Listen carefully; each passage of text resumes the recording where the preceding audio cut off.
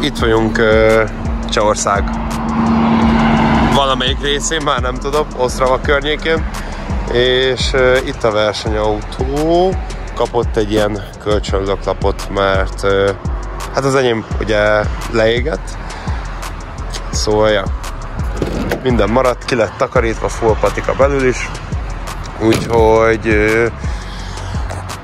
megindultunk Finnországba. Nem tudjuk, hogy milyen lesz, hogy lesz, mint lesz, milyen a pálya, de az biztos, hogy nem lesz egyszerű, és kemény lesz. Szóval, lengyel per litván határom. Most jöttünk át egy országgal kevesebb. Odafele menet, de még vissza is kell jönni. Be egyszer ültem kompon, most pedig eljött az idő, hogy másodjára is ülhessek rajta. Itt a szerelvény, ott vannak Sanyék bent kajálnak, és másfél óra múlva fog indulni a ferry, utána Helsinkibe landolunk, és onnan még, hogyan? 5 óra az út felfele.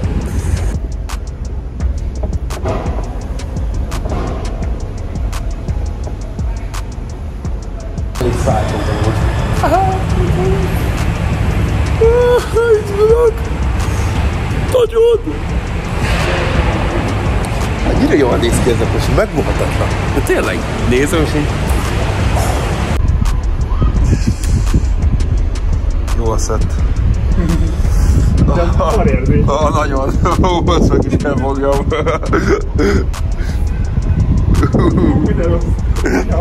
Itt is vagyunk a pályán. És itt a kalandpark? Vagy mi ez? Vidámpark?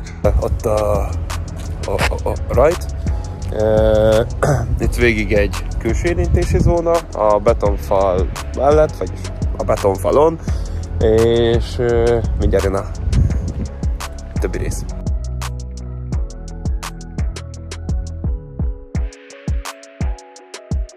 A Vidámparkban most csütörtök van, az a 0. nap, és kaptunk jegyeket, aztán felülünk mindenre, amire csak lehet.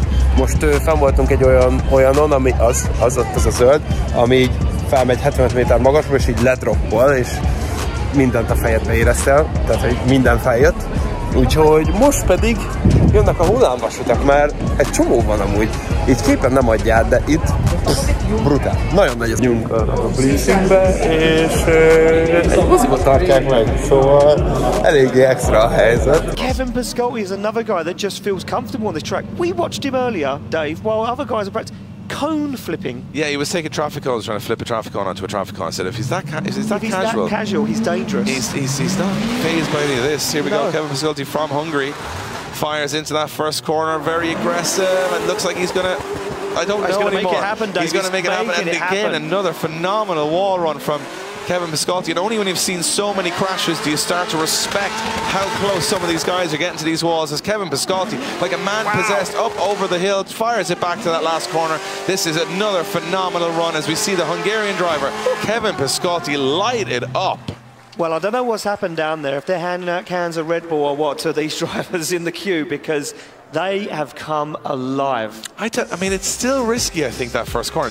Are they just getting away with it? Because I thought this one was going in as well, but look at this, absolutely perfect. Gets there straight away. Perfect. Stays there. It's absolutely perfect. Look, no real major inputs on the steering wheel. He's just keeping it balanced. The transition's perfect. Once again, I talk about it a lot, but that is so critical. Outside zone 4, not as close to the wall as you'd like to see him, but yet again, he fulfills it. Accelerates away from the drone down that hill before he transitions into that final. I want to see him on that final outside zone, and look how happy he is. But this is him. He's been doing this all day. He hasn't put a foot wrong. We've seen him have big accidents, and a 90 on the board. Wow. For Kevin Piskolty, and he slots himself into second position. We're seeing a new style of driver. Imagine waking up one morning and then flipping 2 traffic cones on top of each other and then getting 90 qualifying. And I think they've even heard the commentary there and said, I'm not too sure about that, Dave. I think even Conor Shanahan was looking up then at the commentary to say, Dave, you've said some stuff, Dave. I'm telling you. Well, we'll see. If Kevin Piskolty now bangs in another 90, then I don't know, I'll shake your hand. Back-to-back Kevins here as we go into the last couple of drivers, and a wobble from Piskolty as he ends up. That's a long handbrake track as well. It's a big he was on there for a while. Piskolty has a 90, so again, doesn't have to do much here. No. I think these guys now are just trying to gain that knowledge of what this track is like to drive in the wet. Yeah. Because if it rains tomorrow and they're in this situation, they want to know how the car reacts and what they need to do to make the car grip up. Piskolty goes for outside zone 4, looks for that line, and you can see, look how slow it is now as he comes down that hill, and that is off camber over that bump, gets back on the throttle, bangs a flame from underneath the car, looks for outside zone 6 now. This, the part of the track that is sketchy. Is he going to make it up there? He does. He does get to the outside zone, across the line, unscathed. I think they're all starting to learn a little bit. Kevin Piskolty looks like he's much faster. He's just doing it one-handed. He's just like, this is how good I am. Well, Piskolty is slow in the wet, fast in the dry. That's what I've learned from that run. And again, he'll be learning for setup changes because of the wet. That's what a lot of these guys are going to go back and talk to their team and say, yeah, car was kind of not moving a lot there, and we need to get a little bit more grip in there. And this is a super fast car in the dry. So, you know, they've got different setups where they'll change their tire pressures, their shock settings, all that stuff will be changed between wet and dry. But Piskolty doing the clever thing, in my opinion, a safe run just for experience, just for setup, and not risking the car too much. 74 on the board. 6th position is where he stays with a 90 from his first run, so that's pretty good. Megvolt a kvalifikáció, ami az első kör 90 pontosra sikeredett, a második kör pedig 74 pontra. Első körön száraz volt az aszfalt, viszont utána leesett az eső, úgyhogy kicsit necces volt a helyzet, de így a 7. helyre kvaliztunk, és egy filmpilóta lesz az ellenfelünk top 32-be. Utána meglátjuk a többit, nagyon izgulok, nagyon kíváncsian várom ezt az egészet, még tanulni kell az autót, de már nem annyira, mint eddig.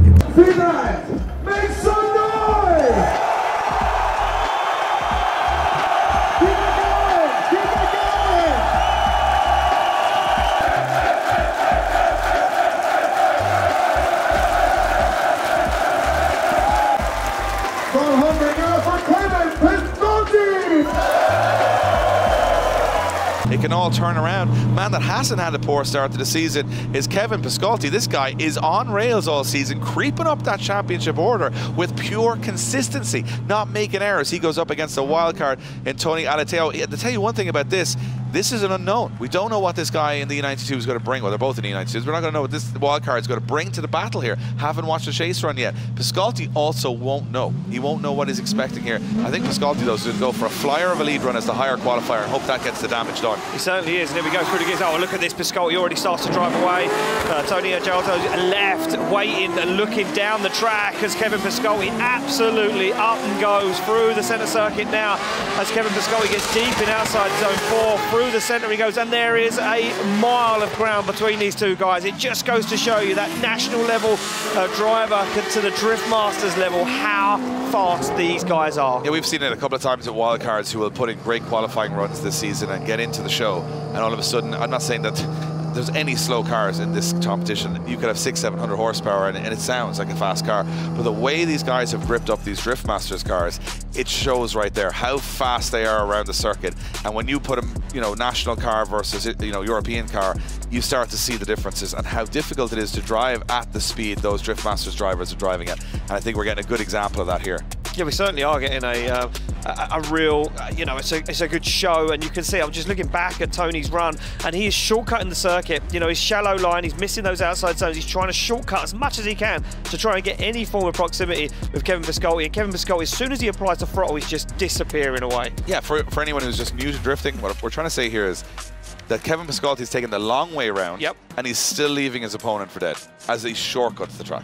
That's the difference in speed, not neck to neck, but even an advantage, he's still leaving him from far behind. So Kevin Piskolty now in the chase position. I'm thinking any proximity here around this circuit, he's going top 16. Let's see what happens. Yeah, well, there we go. Kevin Piskolty to chase down Tony Aleteo.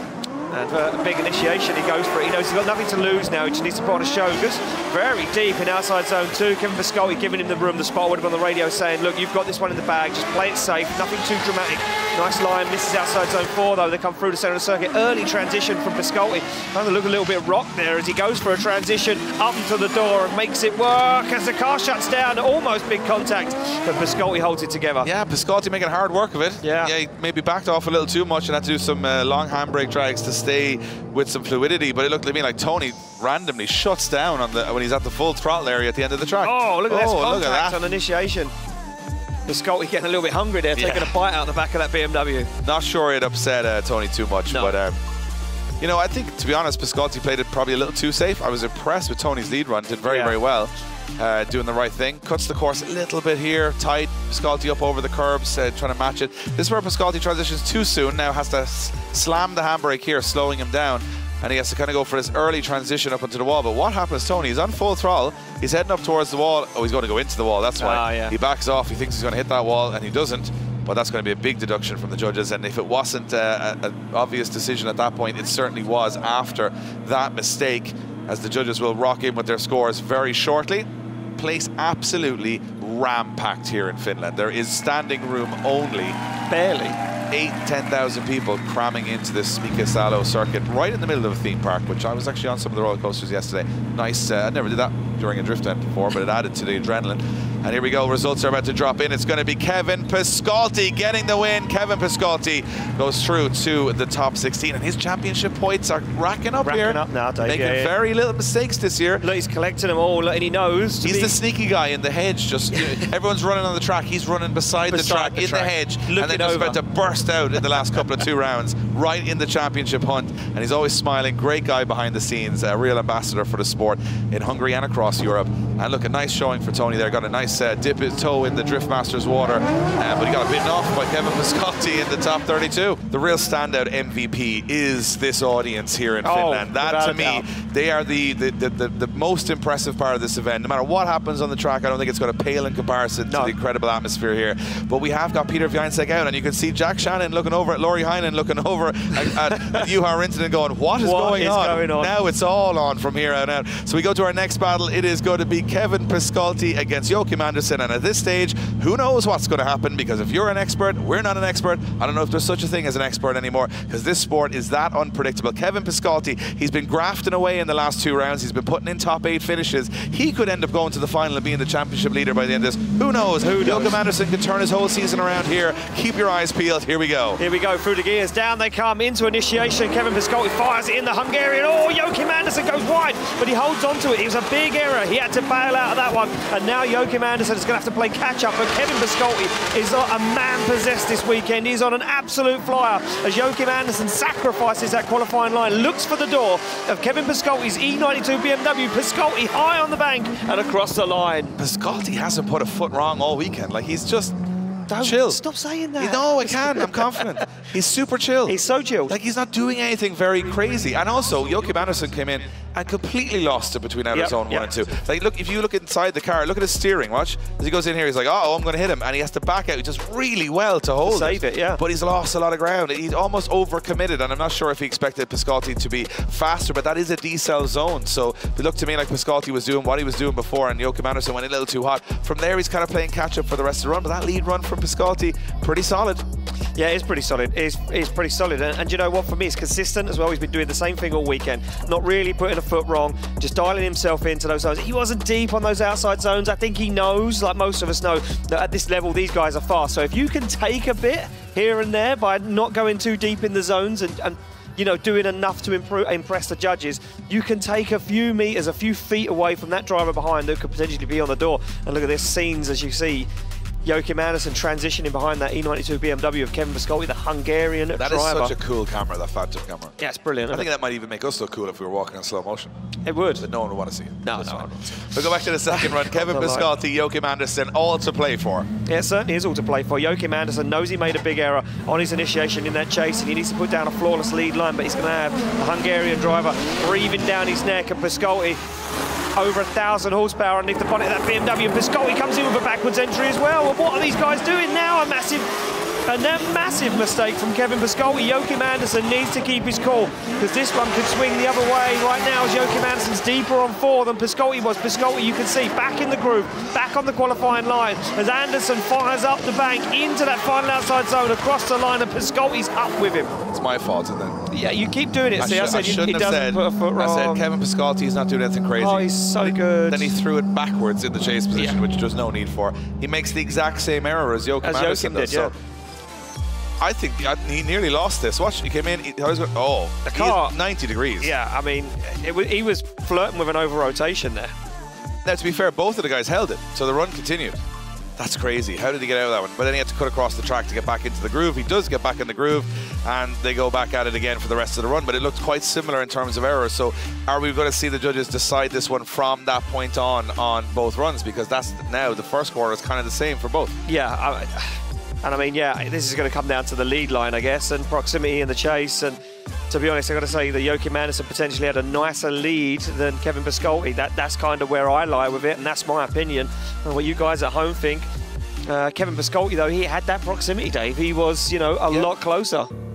Well, I think we're going to cancel. That's going to cancel it. The first corner, really, the first two outside zones are kind of because both guys sort of over-rotated in the chase position, and then after that, I would agree there was some good moves from Piskolty in terms of proximity, but then Andersen had a better lead run, in my opinion. I think he was a little bit wider at times, so I don't know which way this one's going to go, but it's for a spot in the Great 8, and it is going to be Kevin Piskolty getting the win. Kevin Piskolty gets the win and goes through. You can see what it means to him, and this is huge for Kevin Piskolty, not only in the championship, but today he looks like he could be the man to take it all. So Kevin Piskolty will go through to our Great 8.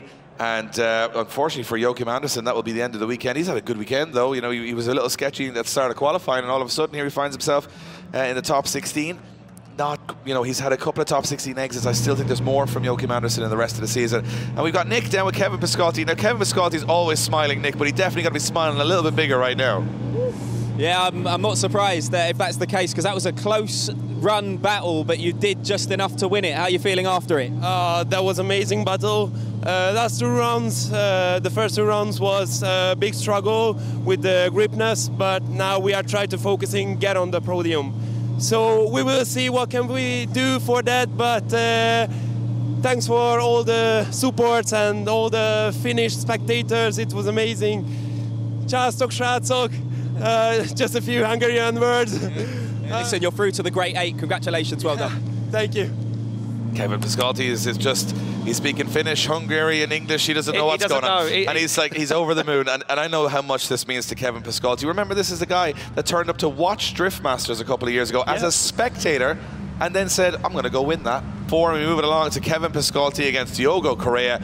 This is a big redemption battle. Neither of these drivers have ever seen top 4 in Drift Masters, and they've been plugging away. They've been getting close for a very long time. But one of them will get 2 shots at the podium, and the other will go home. Correa from Portugal, Piskolty from Hungary. It's just a real European battle right here from all corners of the continent.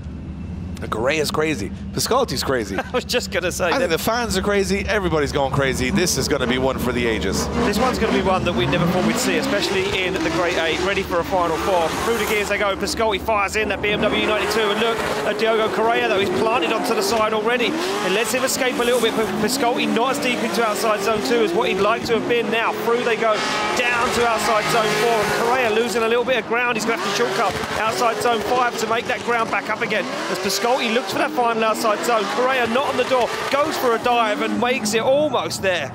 You know what? It's not going to get any easier for our judging panel because these guys are on it. They absolutely have this track figured out. They've figured out the setup at this stage of the game.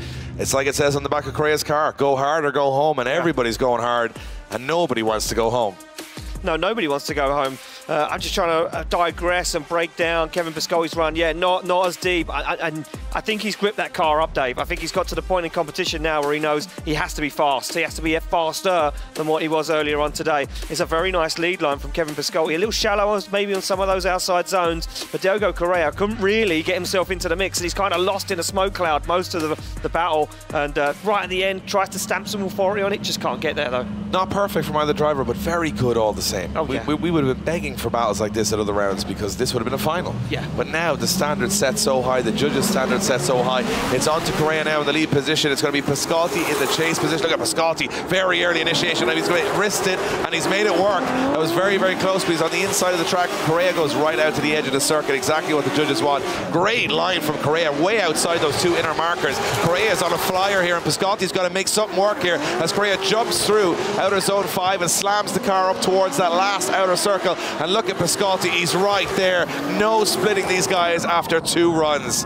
But it looked to me, and I'm only going to put it out there because I have the voice, I might not have the knowledge, but it looked to me like maybe Correa's lead run was better than Piskolty's. Well, I'm glad you said it because it was right on the tip of my tongue. I'm going to say that Correa looked like the stronger driver, and I think that the reason why he wasn't rewarded a better chase earlier on was because Piskolty didn't have such a good lead. I think Correa, out of both of these two drivers, is potentially the better one. The lead for me from Correa was absolutely textbook, Dave. Look at that. Look at those two markers on the track. Look how deep he goes. Like he runs the wall on the inside of the circuit. I'm not sure we've watched any drivers get that wide on that outer zone, and he absolutely nails the next one as well. I mean, that is, in my personal opinion, one of the best lead runs we've seen all day. And I'm not taking anything away from Kevin Piskolty. He's done a great job staying with it. But to me, Piskolty has a great lead, a good lead. But that was a great lead. Now, look at proximity. Piskolty was super close on the initiation. He was there the whole way through the track. That's going to count for something. But look at Diogo Correa takes out Max Heidrich. Then he took out Peter Wieńczak. Can he take out Kevin Piskolty, or will Piskolty do enough to get himself into his first ever top 4? A lot of love between the two drivers on the track. These guys know how much it means for guys who are sometimes not getting the rewards every round to get this far in the competition. Decisions are coming in, and it is what we thought. Diogo Correa gets the win. He can't believe it. The emotions flow from the Portuguese driver.